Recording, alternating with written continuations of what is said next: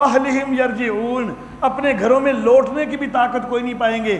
اللہ کا عذاب جس وقت آ جائے، گلی کے اندر ہوں گے تو وہی ہلاک ہو جائیں گے، بازار کے اندر ہوں گے تو وہی ہلاک ہو جائیں گے، گھر تک جانے کی بھی مدت اور مہلت کوئی نہیں ملے گی۔ تو جب اللہ کا دنیا کا عذاب جو ہے وہ ایسا شدید ہوتا ہے کہ کسی کو اپنے گھر پہنچنے تک کی بھی مہلت کوئی نہیں ملتی، تو قیامت کا عذاب آ جائے گا تو پھر کیا حال ہوگا؟ وَنُفِخَ فِي الصُّورِ، اور سور میں پھونکا جائے گا، پھر اچانک وہ اپنی قبروں سے اپنے رب کی طرف پھیل پڑیں گے۔ قالو، کہیں گے، یا ویلنا، ہائے ہماری خرابی، کس نے ہم کو ہماری نیند کی جگہ سے اٹھا دیا۔ ھذا ما وعد الرحمن، یہ ہے کہ جس کا رحمان نے وعدہ کیا اور رسولوں نے سچ کہا۔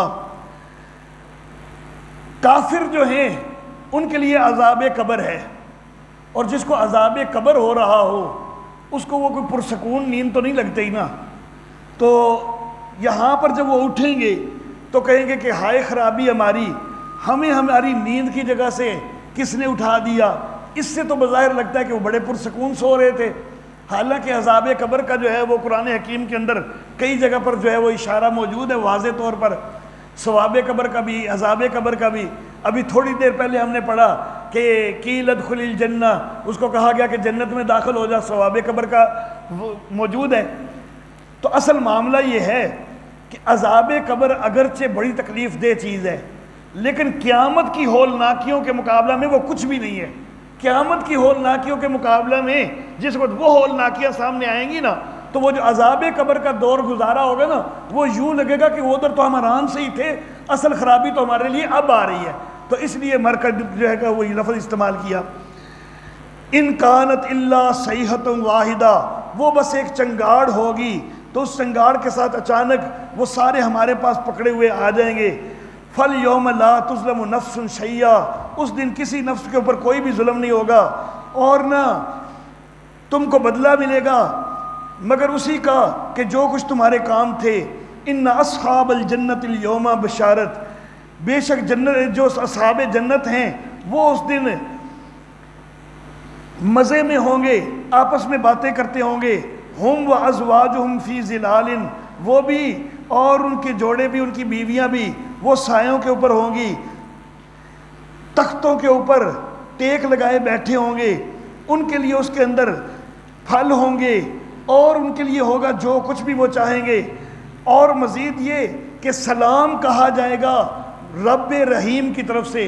سب سے بڑی نعمت تو یہ کہ پہلے ایک تو یہ کہ خود اپنے سے ایک دوسرے کو سلام کہیں گے، پھر فرشتے بھی سلام ان کو کہیں گے، اور سب سے بڑی نعمت یہ ملے گی کہ اللہ کا سلام ان کو آئے گا، اللہ سلام کہیں گے۔ وَامْتَازُوا الْيَوْمَ أَيُّهَا الْمُجْرِمُونَ، تخویف اخروی، تخویف اخروی، الگ ہو جاؤ آج کے دن اے گناہگارو، اے مجرمو۔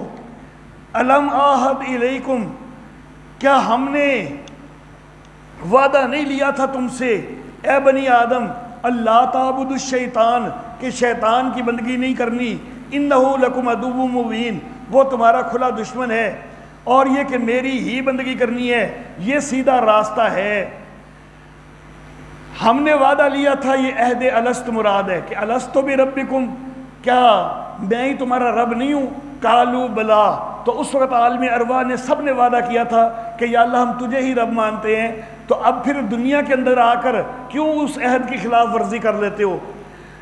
ھذا صراط مستقیم، یہ سیدھا راستہ ہے۔ کون سا سیدھا راستہ ہے؟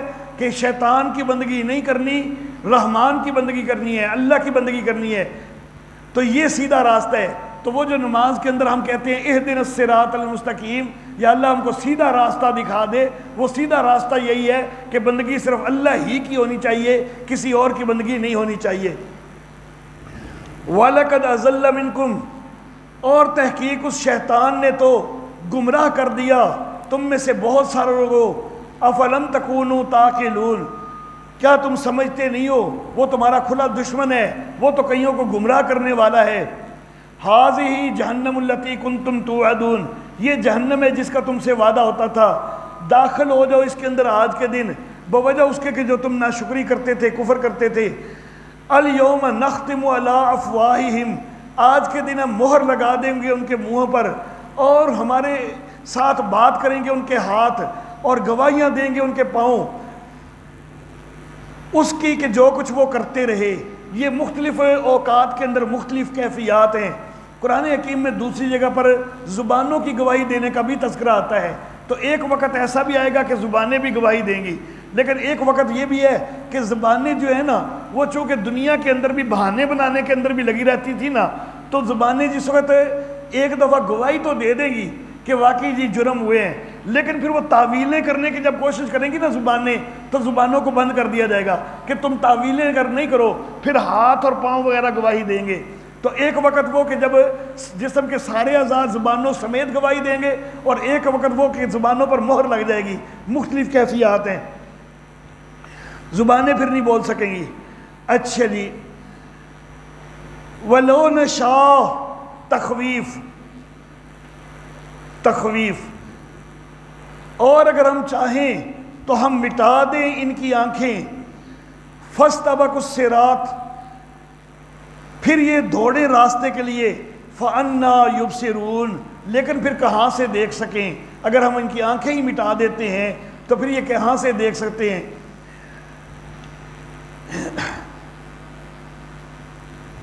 اچھا جی،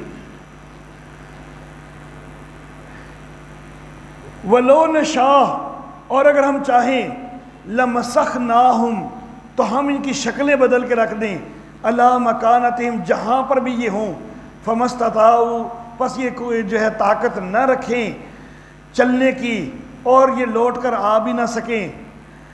وَمَن نُعَمِّرْهُ، اور جس کو ہم بڑی عمر دیتے ہیں ہم اس کو پھر اوندھا کر دیتے ہیں تخلیق میں، بوڑھا ہو کر سیدھا چلنے پر بھی وہ قادر نہیں رہتا، کمر ٹیڑھی ہو جاتی ہے، ہم اس کو اوندھا بھی کر دیتے ہیں۔ افلا یاقلون، تو کیا یہ سوچتے نہیں کہ یہ سارے اختیارات تو ہمارے ہیں، تو پھر ہماری بندگی ہونی چاہیے۔ وما علمناہ الشعر، اور ہم نے آپ کو اس کو شعر کہنا نہیں سکھایا، وما ینبغی لہ، اور نہ ہی یہ نبی کے لیے مناسب ہے کہ نبی اشعار کہے۔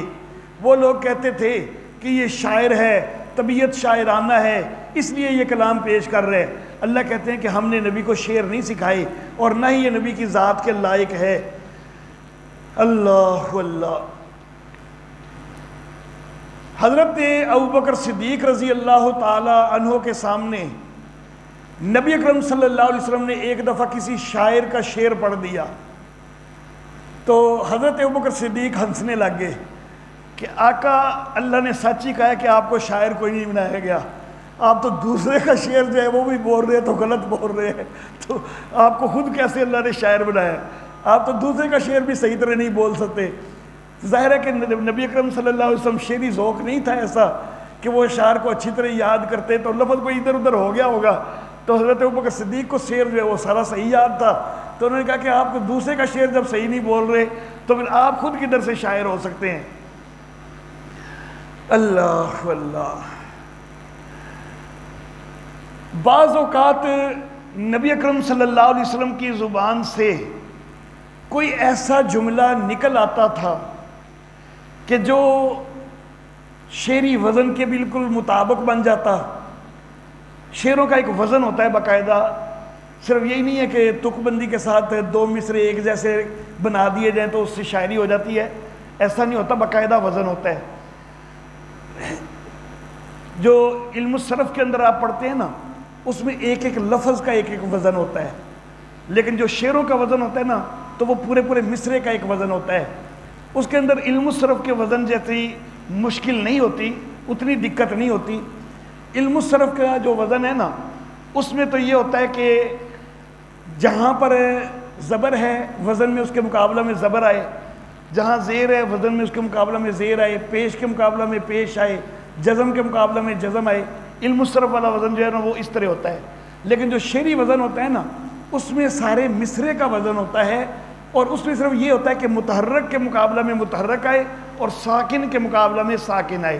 اس میں زبر زیر پیش کا وہ الگ الگ فرق نہیں کیا جاتا، متحرک کے مقابلہ میں متحرک اور ساکن کے مقابلہ میں ساکن آئے تو وہ ایک وزن جو ہے وہ سمجھا جاتا ہے۔ شاعری سیکھنی ہوئی تو لمبی چوڑی تفصیل تو پھر رابطہ کر لیا جائے کسی نے، لیکن فی الحال میں شاعری سکھانے کے موڈ میں نہیں ہوں۔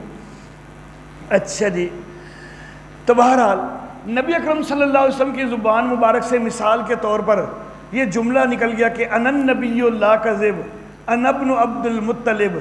اب یہ بالکل شعری وزن کے مطابق ہے، ردیف اور قافیہ بھی بن رہا ہے، تو بظاہر تو یہ شعر لگتا ہے، اور اللہ کہتے ہیں ہم نے آپ کو شاعر کوئی نہیں بنایا.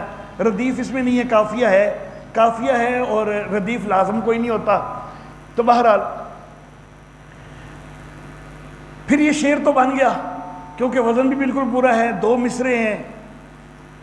اصل معاملہ یہ ہے کہ شعر جو ہے، شعر اس کو کہتے ہیں کہ جس میں وزن کا قصد کیا گیا ہو. اس کے اندر قصد بھی شرط ہے کہ وزن دانستہ لایا گیا ہو، وزن کے مطابق اس کو ڈھالا گیا ہو. نبی اکرم صلی اللہ علیہ وسلم نے یہ الفاظ جو بولے ہیں یہ اتفاقاً وزن کے مطابق ڈھل گئے ہیں، وزن کا قصد موجود نہیں ہے، تو اس لیے اس کو شعر نہیں کہیں گے. شعر اس کو کہتے ہیں کہ جس میں وزن موجود ہو اور وزن کا قصد کیا گیا ہو، اس کو دانستہ اس وزن کے اوپر لایا گیا ہو، بنایا گیا ہو. اچھا جی،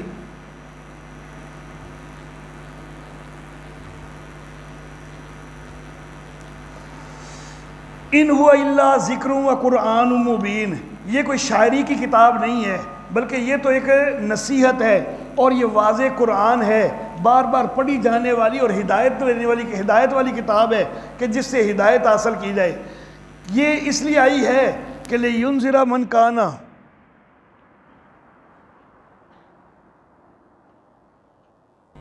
اعوذ باللہ من الشیطان الرجیم لِيُنذِرَ مَنْ كَانَ حَيًّا.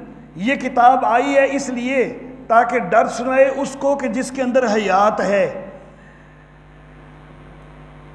وَيَحِقَّ الْقَوْلُ عَلَى الْكَافِرِينَ. اور تاکہ بات ثابت ہو جائے کافروں پر. حیات ہے مراد یہ ہے کہ جس کے اندر قبول حق کی استعداد ہے، جو انابت کرنے والا ہے، جس کے اندر روح موجود ہے، وہ روح کہ جو حق کو قبول کرنے والی ہے. تو جس کے اندر وہ ایسی روح ہی موجود کوئی نہیں جو حق کو قبول کرنے والی ہے، تو اس کے اوپر تو بات ثابت ہو چکی ہے کہ وہ تو سیدھا جہنم رسید ہوگا. اولم یرو انا خلقنا لہم. دلیل عقلی نمبر 5، کیا انہوں نے دیکھا نہیں کہ ہم نے ان کے لیے پیدا کیے مما عملت ایدینا انعاما. ہم نے وہ خود بنائے چوپائے، فہم لہا مالکون. پھر وہ ان کے مالک ہوتے ہیں. وَذَلَّلْنَاهَا لَهُمْ. اور ہم نے عاجز کر دیا ان چوپایوں کو ان کے آگے. فَمِنْهَا رَكُوبُهُمْ. ان میں سے کچھ ایسے ہیں کہ جن پر یہ سواری کرتے ہیں. وَمِنْهَا يَأْكُلُونَ. اور ان میں سے بعض کو کھاتے بھی ہیں. ہم نے ان کو عاجز کر دیا ظاہری طاقت اور قوت کے لحاظ سے. کئی جانور انسان سے زیادہ طاقت والے ہیں، گھوڑا ہے، اونٹ ہے، گائے، بھینس، یہ سارے زیادہ طاقت والے ہیں، لیکن اس کے باوجود انسان جو ہے اپنی مرضی کے مطابق ان کو چلاتا ہے. وَلَهُمْ فِيهَا مَنَافِعُ وَمَشَارِبُ. اور ان کے لیے اس کے اندر کئی اور فائدے بھی ہیں. وَمَشَارِبُ. اور پینے کے گھاٹ بھی ہیں، یعنی جانوروں سے بار برداری والا کام، گوشت کو حاصل کرنا، یہ فوائد بھی ملتے ہیں. اور مشارب بھی ہیں، پینے کے گھاٹ بھی ہیں، یعنی دودھ بھی پیتے ہیں ان کا. افلا یشکرون. تو پھر کیا شکر گزار نہیں ہوتے. واتخذوا من دون اللہ زجر. اور انہوں نے اللہ سے ہٹ کے اور معبود بنائے. لعلہم ینصرون. کہ شاید ان کی مدد ہو سکے، کہ وہ ان کو چھڑوا سکیں، زبردستی اللہ سے منوا لیں اور ان کو عذاب نہ ہو، کوئی ایسی مدد کر سکیں. تو وہ مدد کے لیے وہ معبود بناتے ہیں، شفاعت کے لیے معبود بناتے ہیں. حالانکہ لا یستطیعون نصرہم. جن کو وہ معبود بناتے ہیں نا اپنی شفاعت کے لیے، وہ تو خود اپنی مدد بھی کوئی نہیں کر سکتے. وہم لہم جند محضرون. اور بلکہ ایسا ہے کہ یہ جو مرید ہیں، یہ جو ان کے عابدین ہیں، یہ تو انہی کی وجہ سے ایک ایسی فوج ہیں کہ جو پکڑے ہوئے آئیں گے. انہی شفعاء کے پیچھے لگ کے ان کی عبادت کر کر کے تو یہ پکڑے ہوئے آنے والوں میں سے ہو جائیں گے کہ ان کو اللہ کا عذاب ملے گا، بجائے اس کے کہ وہ ان کی سفارش کر کے چھڑوا سکے، انہی کی وجہ سے تو یہ پکڑے جائیں گے، وہ تو ان کے جو ہے وہ پکڑے جانے کا سبب بنیں گے، چھڑوانے کا سبب کوئی نہیں بنیں گے۔ فلا یحزنک قولہم، تسلی برائے نبی صلی اللہ علیہ وآلہ وسلم، تسلی برائے نبی صلی اللہ علیہ وآلہ وسلم۔ فلا یحزنک قولہم، تجھے غم میں نہ ڈالے، ما یسرون وما، اچھا تجھے غم نہ ڈالے قولہم، ان کی بات، ما، اچھا انا نعلم، بے شک ہم جانتے ہیں جو وہ چھپاتے ہیں اور جو وہ ظاہر کرتے ہیں۔ اولم یر الانسان، زجر و شکوہ، زجر و شکوہ، کیا انسان نہیں دیکھتا کہ ہم نے اس کو بنایا پانی کی ایک بوند سے، پھر اچانک وہ کھلے طور پر جھگڑا کرنے والا ہو جاتا ہے، یعنی ہم نے اس کو بنایا ہے اور پھر وہ ہم ہی سے جھگڑنے لگ جاتا ہے، ہماری آیتوں کی مخالفت کرنے لگ جاتا ہے۔ وَضَرَبَ لَنَا مَثَلًا، اور ہمارے لیے مثالیں بیان کرنے لگ جاتا ہے۔ وَنَسِيَ خَلْقَهُ، اپنی تخلیق کو وہ بھول گیا۔ کالا، وہ کہنے لگ جاتا ہے مَن یحیی العظام، کون زندہ کرے گا ہڈیوں کو، وَهِیَ رَمِیمٌ، جبکہ یہ کھوکھری ہو چکی ہوں گی، خود اس کو ہم نے ہی بنایا ہے اور ہمارے اختیار کو ہی چیلنج کرنے لگ جاتا ہے، ہمارے ہی خلاف باتیں کرنے لگ جاتا ہے کہ ہڈیاں جب کھوکھری ہو گئیں، ریزہ ریزہ ہو جائیں گی، کون دوبارہ پیدا کر سکے گا۔ قُلْ یحییھا الذی، جواب شکوہ، جواب شکوہ، تو کہہ کہ ان کو زندہ کرے گا وہی کہ جس نے ان کو پہلی دفعہ پیدا کیا تھا، اور وہ اپنی ساری مخلوق کو جاننے والا ہے۔ پہلی دفعہ پیدا کرنا عدم سے وجود میں لانا ہوتا ہے، مادہ تک موجود کوئی نہیں اور پھر پیدا کر دیا تو وہ ہوتی ہے تخلیق، اور دوبارہ بنانا کہ بکھر چکا ہے، منتشر ہو چکا ہے، اس کے ذرات ہو چکے ہیں، ریزے ہو چکے ہیں، تو ان کو اکٹھا کر کے بنانا، یہ ہوتی ہے ترکیب۔ ترکیب تو کئی انسان بھی کئی چیزوں کی کر لیا کرتے ہیں، چیزوں کو ملا کر کئی مشینیں تیار کر لیتے ہیں، بڑے بڑے کارخانے صنعتیں لگا لیتے ہیں، ترکیب تو انسان تک بھی کر لیتے ہیں، اور تخلیق کوئی انسان نہیں کر سکتا۔ عدم سے وجود ایک ذرے کو بھی کوئی نہیں دے سکتا، عدم سے وجود میں کوئی چیز نہیں لائی جا سکتی، وہ صرف اللہ ہی ہے کہ جو عدم سے وجود میں لاتا ہے۔ تو وہ اللہ جو عدم سے تمہیں وجود میں لے آیا، جب تم مر جاؤ گے تو پھر تمہارے ذروں کو، تمہارے ریزوں کو اکٹھا کر کے دوبارہ تمہیں بنا دینا، یہ اس کے لیے کون سا مشکل ہے؟ یہ تو صرف ترکیب ہے، وہ تو تخلیق پر بھی قادر ہے۔ اور یہ کہ ایسا بھی نہیں کہ اس کو بھول جائے گا کہ کس کے جسم کا کون سا حصہ کہاں ہے، کدھر ہے، اور کون سا ذرہ ہے یہ کس کے جسم کا ہے، نہیں، وہ اپنی مخلوق کے ایک ایک ریشے تک کو جانتا ہے، وہ ایک ایک ریشہ جو ہے جہاں کہیں بھی ہوگا سب کو اکٹھا کر کے دوبارہ وہی ریشے استعمال کر کے وہی انسان جو ہے وہ بنانے پر قادر ہے۔ الذی جعل لکم من الشجر الاخضر، وہ اللہ کہ جس نے سبز درخت کے ذریعے تمہارے لیے آگ بنا دی، پھر تم اس سے آگ کو جلاتے ہو۔ اولیس الذی خلق السماوات والارض، کیا نہیں ہے وہ اللہ کہ جو آسمانوں کو بھی پیدا کرنے والا، زمین کو بھی پیدا کرنے والا، کیا نہیں ہے وہ قادر اس پر کہ وہ ان کی مثل پیدا کر دے؟ بلا، کیوں نہیں، وہو الخلاق العلیم، اور وہ خلاق ہے، جاننے والا ہے، بہت بڑا پیدا کرنے والا ہے، جاننے والا ہے، اور اس کے لیے یہ دوبارہ پیدا کرنا یہ کوئی مشکل تو نہیں۔ انما امرہ اذا اراد شیئا، اس کا تو معاملہ یہ ہے، اس کا حکم ہے کہ جب وہ ارادہ کرے کسی چیز کا، ان یقول لہ کن، بس وہ یہ کہتا ہے کہ ہو جا، فیکون، پس وہ ہو جاتی ہے۔ فسبحان الذی، حاصل و خلاصہ صورت، حاصل و خلاصہ صورت،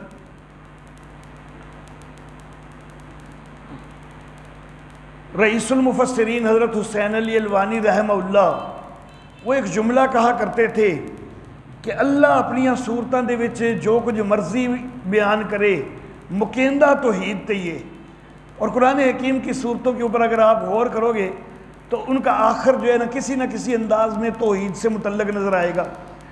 تو کئی مقامات ایسے ہوتے ہیں کہ جہاں پر زیادہ واضح توحید جو ہے وہ نظر آتی ہے، جیسا کہ یہاں پر بھی فَسُبْحَانَ الَّذِي بِيَدِهِ مَلَكُوتُ كُلِّ شَيْءٍ، پاک ہے وہ اللہ کہ جس کے ہاتھ میں ملکوت ہے، بادشاہی ہے ہر چیز کی، وَإِلَيْهِ تُرْجَعُونَ، اور اسی کی طرف تم نے لٹائے جانا ہے۔